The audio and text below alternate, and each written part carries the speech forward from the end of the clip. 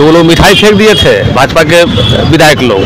तो इसका अर्थ क्या हुआ? कौन आरक्षण विरोधी है? कि लालू जी को और नीतीश जी को ये वोट काटने के लिए ये करे मोदी जी और उसको लागू करे, तब हम मोदी जी को माने हैं कि हाँ ये अति पिछड़ा के समान। आप देख रहे हैं बदलो बिहार। अभी हम पटना के बापू सभागार के पास हैं।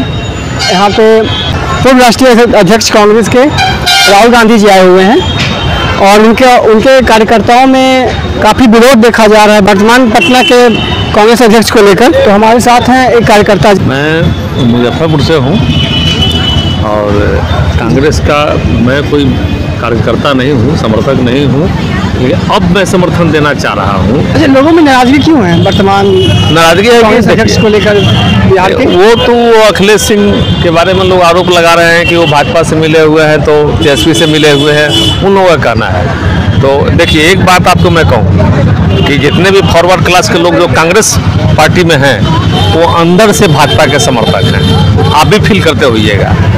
और जो तेजस्वी यादव के पार्टी में यदि कोई फॉरवर्ड है वो भी अंदर से भाजपा का समर्थक है। तो आप ये कहना चाहते हैं कि बिहार में जो सवर्ण है वो बीजेपी के साथ है? बिल्कुल, एकदम। देखिए, उनको 10% आरक्षण मिल गया, झटके में मिल गया। यहाँ आरक्षण का अता पता नहीं है। एक बात मैं आपको कहीं आप जरूर चलाएं जी। अभी मोदी जी ने पिछड़ा ओबीसी जाति को डिवाइड करने के लिए एक रोहिणी आयोग उन्होंने बनाया था, जस्टिस रोहिणी आयोग जी। उसका रिकमेंडेशन पड़ा हुआ है, वो सिफारिश प्रकाशित नहीं कर रहे हैं। लागू करने की बात तो छोड़ दीजिए, इसलिए कि ओबीसी को बांट दिया गया है, एक अति पिछड़ा में एक पिछड़ा में। तो यदि आज रोहिणी आयोग लागू हो जाए तो अति पिछड़ी जाति को लाभ हो जाएगा।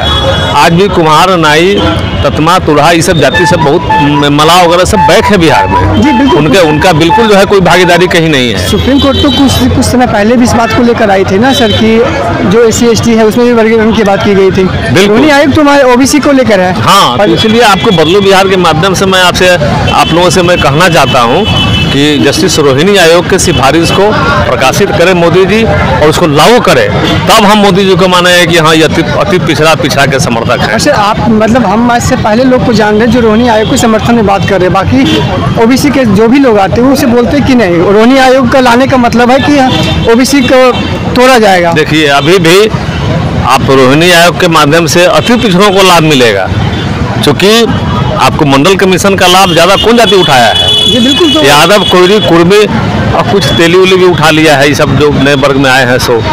लेकिन जो अति पिछड़ी जातियाँ हैं, मूल अति पिछड़ा के लोग हैं, आज भी आउट ऑफ सत्ता हैं और पार्टी के संगठन से भी आउट है वो। तो आपको राहुल गांधी से उम्मीद है कि वो, तो बस मैं इसीलिए आया हूँ। राहुल जी को मैं भागीदारी देंगे। राहुल जी के हमें आया था कि भाई पास भी मैंने हमको बना था, लेकिन लोग जाने नहीं दिया, अंदर में सुनने का मौका नहीं मिला। क्योंकि सर बातें तो होती है। हाँ, लेकिन मैं राहुल जी को समर्थन दे रहा हूँ कि उन्होंने पिछड़ों की बात की है, दलितों की बात की है और संविधान बचाने की बात उन्होंने की है। और इसके साथ साथ वो जो पैदल यात्रा किए थे, एक समय बांध दिए थे, बिहार में भी पद यात्रा चालू करें, ऐसे तो बिहार में भी आए थे, वो लेकर के निकल गए थे। 2 अक्टूबर 2022 से भारत में एक पद यात्रा करते हैं राहुल गांधी, कन्याकुमारी से हाँ बिल्कुल कश्मीर तक किया था, कश्मीर तक किया, ठीक है। और 2 अक्टूबर को बिहार में भी यात्रा शुरू होती है प्रशांत किशोर के द्वारा। आप उनके बारे में क्या कहते हैं? प्रशांत किशोर जी हैं, आप हम लोग जहाँ तक मेरी अपनी जानकारी है कि वो पार्टी के लिए काम करते थे, किसी पार्टी सब के लिए, कभी जदयू कभी भाजपा के लिए, और रणनीतिकार रहे हों या रणनीतिकार क्या हो, तो उनके नाम से वोट थोड़ा ही आ जाएगा। हाँ, आज के डेट में ये तय है कि लालू जी को और नीतीश जी को ये वोट काटने के लिए ये आएंगे, इसमें कोई शक की बात। जितना रिजेक्टेड पर्सन ऑफ लीडर्स है out of the other party, वो सारे वो रिजेक्टेड लीडर सब इस पार्टी में जुड़ रहे हैं, जनसुराज में, जिनको उम्मीद है कि टिकट मिल जाए हम भी खड़ा हो जाएंगे। बस इसके अलावा जनसुराज के बारे में कुछ नहीं बोल पाऊंगा मैं। सर अच्छा, आपने एक बात कही है अभी, संविधान बचाओ या संविधान सुरक्षित, सच में आपको ऐसा लगता है कि संविधान खतरे में है? खतरा में कैसे नहीं है? यदि अमित शाह के बेटा बिना परीक्षा के जो है ICC के चेयरमैन बन गए, यदि आपके पटना के रविशंकर प्रसाद जी के बेटा लेटर एंटिटी IAS बन जाते हैं ये लोग, भाजपा के लोग बड़े बड़े लोग IAS बन जाते हैं, तो ये क्या है? संविधान तो इसी के लिए बचाने के लिए था ना सर। ये तो ऐसा है ना कि ये घटनाएं तो अनवरत चलती आ रही है, कोई भी पार्टी हो पर ये करती आ रही है। नहीं, लेटर एंट्री जो है इनके राज्य में ज़्यादा हुआ है। हाँ, यदि लेटर एंट्री में अति पिछड़ा दलितों को आप भागीदारी देते, मुस्लिमों को देते, तब ना, उनको तो दिए नहीं है ये। मुस्लिमों को लेकर तो मुस्लिमों को भागीदारी देने पे तो कोई पार्टी नहीं दे रही, वो कांग्रेस हो RJD हो, देखिए मुस्लिम का भी बहुत त्याग रहा है आज़ादी, देश की आज़ादी की लड़ाई के लिए। यदि कोई नहीं देते हैं तो गलत है। मुस्लिम में बहुत पिछड़े हुए हैं जहाँ तहाँ, उनकी भी स्थिति दलितों जैसी है। यदि कोई कहता है तो गलत बात है ये, वो अभी हमारा भाई है। बिल्कुल भाई है। आपको मैं एक बात कहूँ, हम तो मीडिया पर नहीं कहना चाहते थे, लेकिन एक बात मैं आपको कहता हूँ कि हमारे गाँव में कुछ वर्ग के लोग भी हैं, हम मुस्लिम भाई भी हैं। तो मुस्लिम भाई से हमारा दादा चाचा चाची का रिश्ता है, लेकिन तथाकथित हिंदू के फॉरवर्ड लोगों से हमारा कोई संबंध नहीं है, इसलिए कि हम अति पिछड़ी जाति से हैं। उनसे मेरा चाचा भाई भतीजा का रिश्ता नहीं है।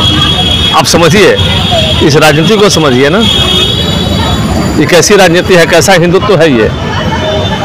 अच्छा, मतलब आप इस बात से भी नाराज हैं कि देश के अंदर, समाज के अंदर थोड़े कट्टर वर्ग लोग ज़्यादा दिख रहे हैं, कट्टरता ज़्यादा दिख रही है। अब देखिए, गांधी जी ने कहा हे राम में कितनी मधुरता है। जय श्री राम, लगता है कि आक्रमणकारी लोग हैं ये, ईश्वर को भी बदनाम कर रहे हैं। मतलब लोगों को राम से समस्या नहीं, लोगों के राम के राजनीतिकरण और बस उससे समस्या है। उसे राजनीतिकरण उभार करके वोट लेने के लिए सब तरकीब है। जनता की भावना को उभारना चाहते हैं, नफरत घृणा फैलाना चाहते हैं, और हिंदू रट रहे हैं। जय श्री राम जैसे इसी नारा लगाते हैं कि हम सत्ता में आ जाए, उसके माध्यम से सत्ता मिलना आसान हो जाता है। ऐसा लगता है कि लोग जय श्री राम के नाम पर ही वोट देते हैं। देखिए, राम के नाम पर वोट मिलता तो अयोध्या में जीत जाते हो, कहाँ कहीं से हार गए। सुनते हैं जहाँ अयोध्या में राम मंदिर का उद्घाटन हुआ, वही लोकसभा क्षेत्र हार गए हो। तो भावना को उभारा जा रहा है, लेकिन जहाँ की समझदार जनता है, वो जनता भाजपा के नीति को जो परख लिया है, वो भाजपा का सपोर्ट नहीं करना चाहता है। भाजपा यदि रूट लेवल की बात करे, आरक्षण को सही से लागू करे, आरक्षण की बात करे, जाति गणना करा दे, भाजपा है हिम्मत मोदी जी में जाति गणना कराने का। आरक्षण को लेकर तो बोला जाता है कि इन्होंने आरक्षण के दायरे को बढ़ाया है। वो नवोदय स्कूल हो, नीट में हो, हर चीज़ में उन्होंने आरक्षण हाल फिलहाल तो दिया है ना, 10% का रिजर्वेशन। आप ठीक है, आप उस 10% को नहीं मानते या असंवैधानिक मानते, जो भी हो, पर कोर्ट किसी संवैधानिक मानता है ना। एक बात आपने छेड़ दी तो मैं अब कहूँ, 113 पॉइंट रोस्टर किसने लाया था जी?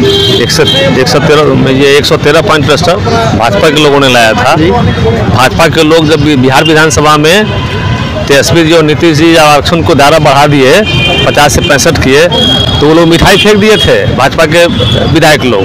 तो इसका अर्थ क्या हुआ? कौन आरक्षण विरोधी है? आप बताइए। आप मिठाई कौन फेंकने वाले थे? आप समझ सकते हैं कि हाँ, कौन विरोध में है, कौन ये है। आपके देखिए, भाजपा की बुनियाद ही है आरक्षण विरोध पे खड़ा है वो। यदि आज 10% आरक्षण हटा ले फॉरवर्ड क्लास का, जो बिना चर्चा के, बिना कोई जो है गोष्ठी, बिना विश्लेषण के, बिना कोई आयोग के लागू कर दिया गया। आप सोचिए कि मध्य प्रदेश में, छत्तीसगढ़ में मात्र 4% फॉरवर्ड क्लास के लोग हैं, 10% आरक्षण मिला है।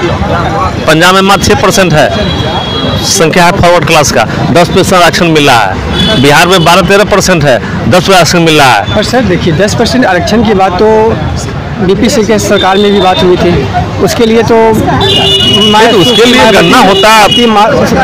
उन्होंने भी, मायावती जी भी ने बात की थी, अभी जाकर लागू हुआ। सर ऐसा तो है कि जैसे फॉरवर्ड क्लास में भी तो बहुत सारे लोग ऐसे हैं जो दबे कुचले, तो उनके लिए मिलना चाहिए। लेकिन आप जो पॉपुलेशन आप देखिए, आप दलितों और अति पिछड़ों को आप लीजिए, आप फॉरवर्ड क्लास को लीजिए, कितना विकसित कौन है? बिल्कुल दिखता है कि वो समानता ये 2% लोग विकसित हैं इसमें, और उसमें जो है सो 50-60% विकसित है। अभी आप जातीय गणना का उठा के देखिए, कौन कितना नौकरी में है, आप यही उठा के देख लीजिए ना। सारे नौकरी में जो है या तो उच्च वर्ग के लोग हैं, यादव कोई कुर्मी है, चौरसिया है, नहीं तो यही लोग हैं। दूसरा के तेली कुछ बनिया सब है, ये सब है। तो और सब तो सब हाशिए से बाहर है, सब वो है ही नहीं। ये सही कहा आपने कि OBC के अंदर जो रिकमेंडेशन हुआ उसमें लगभग 1200 जातियाँ पिछड़ी हुई जातियाँ थी जी जी। जो उन्होंने बोला कि 1200 पिछड़ी जातियाँ, उसमें ऐसा बोला जाता है कि कुछ जातियाँ इसका फ़ायदा ज़्यादा उठा रही हैं, लेकिन मेरे पास कोई डाटा है नहीं ऐसा आम चर्चा तो है कि कुछ जातियाँ उस पर ज़्यादा।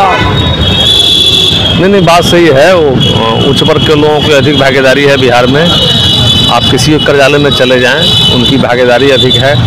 और नीतीश जी को भी ऐसा भी तो हो सकता है कि भागीदारी तो सर, जैसे आरक्षण जो रिजर्वेशन की बात करते हैं तो वो लगभग 90s के समय आया, ठीक है सर। तो उसके पहले तो जो लोग काम कर रहे थे तो उसके अनुसार भी तो ये देखा जा सकता है ना कि उनकी भागीदारी ज़्यादा हो। वर्तमान में देखा जाए कि क्या उनकी भागीदारी ज़्यादा दिख रही है। जो पहले से काम कर रहे हैं तो ठीक है, कर रहे हैं, और वर्तमान में ऐसा हो रहा है क्या? देखिए, केंद्र सरकार से लेकर राज्य सरकार तक के आप डाटा को देखेंगे तो आपको लगेगा कि पिछड़ी जाति कुछ हद तक ठीक हुआ है, लेकिन अतिरिक्त पिछड़ी की स्थिति बहुत ख़राब है। उनकी भागीदारी न सत्ता में है, न नौकरी में है, और न पार्टियों के संगठन में है। इसका दुष्परिणाम है कि ये जातियाँ सब पिछड़ रही है। नीतीश जी चाहे जितना भी प्रशंसा कर लें कि हम ये पंचायती में हम आरक्षण दिए हैं, लेकिन याद कीजिए वो राजीव गांधी का देन था। संविधान संशोधन विधेयक पार्लियामेंट में पंचायत सुधार कर नहीं आता तो ये लागू क्या कर दें। इसलिए मैं देन मानता हूँ कांग्रेस का। ठीक है कि कांग्रेस ने आरक्षण ये नहीं दिया, लेकिन मंडल कमीशन को लागू करने वाला भी यदि वीपी सिंह थे तो उसको अप्लाई करने वाले अर्जुन सिंह थे जो कांग्रेस के थे।